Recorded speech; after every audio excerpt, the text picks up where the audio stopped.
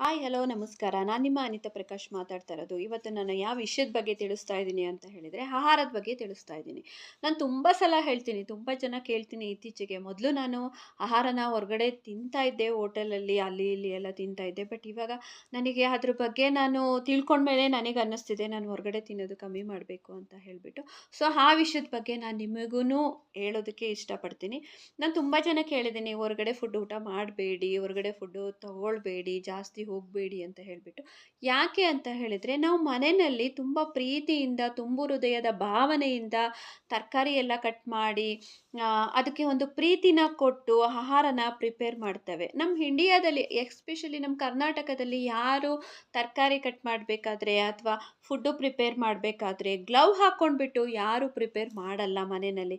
So ಅದರಿಂದ ಹೆಣ್ಮಕ್ಳು ತುಂಬು ಹೃದಯದ ಪ್ರೀತಿಯಿಂದ, ಒಳ್ಳೆ ಭಾವನೆಯಿಂದ ಚೆನ್ನಾಗಾಗಬೇಕು, ಅಡುಗೆ ತುಂಬ ಚೆನ್ನಾಗಾಗಬೇಕು ಅಂತ ಹೇಳಿಬಿಟ್ಟು ಪ್ರೀತಿನ ತುಂಬಿಟ್ಟು ಆಹಾರನ ತಯಾರು ಮಾಡ್ತಾರೆ.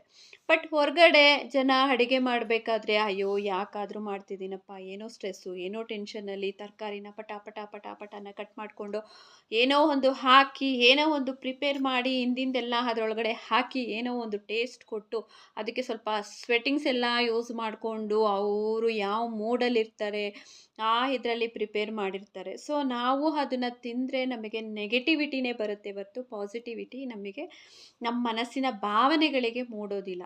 ಅದು ಏನೋ ಒಂಥರ ಟೇಸ್ಟ್ ಅಂತ ಅನಿಸುತ್ತೆ ನಮಗೆ. ನಮ್ಮ ದೇಹಕ್ಕೆ ಅದು ಇಷ್ಟ ಆಗಲ್ಲ. ಆದರೆ ನಾವು ತಗೊಳ್ಬೇಕು ಅಂತ ತಗೊಳ್ತಾ ಇರ್ತಾರೆ ಹೊರತು ನಮಗೆ ಪ್ರೀತಿ ಅನ್ನೋದು ಆ ಫುಡ್ಡಿಂದ ಸಿಗೋದಿಲ್ಲ. ಸೊ ಹಾಗಾಗಿ ನಾನು ಹೇಳ್ತಾನೆ ಇರ್ತೀನಿ, ಮನೆಯಲ್ಲಿ ಫುಡ್ಡು ಪ್ರಿಪೇರ್ ಮಾಡಿ, ಮನೆಯಲ್ಲಿ ಪ್ರೀತಿಯಿಂದ ಮಾಡಿ, ನೀವು ಇಷ್ಟೇ ಮಾಡಿ, ಇಷ್ಟೇ ತಿನ್ನಿ, ಅದು ಪ್ರೀತಿಯಿಂದ ತಿನ್ನಿ, ನಿಮ್ಮ ದೇಹಕ್ಕೆ ಇಷ್ಟ ಆಗುತ್ತೆ ಅಂತ ನಾನು ಹೇಳೋದಕ್ಕೆ ಇಷ್ಟಪಡ್ತೀನಿ. Thank you.